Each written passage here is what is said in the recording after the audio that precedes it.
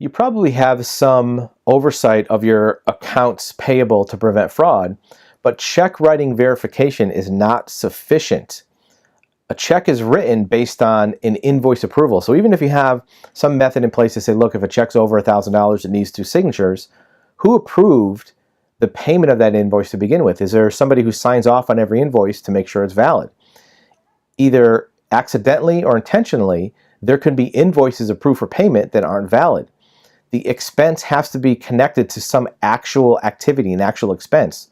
In order to discover this, you want to make sure that some unrelated department reviews payables, maybe over a certain amount. You don't want to have, payables of $2, take somebody's time, but larger approvals or vendors that charge $2 or $3 20 times a month might need to be approved. Having a third-party audit or a gross profit percentage analysis will prevent payable invoices from being approved for payment that gets to the bookkeeper for a check, and to make sure that those are valid. A bookkeeper is going to look at it and say, look, this invoice looks good, Joe Schmo signed off on it, and I'm going to pay the check.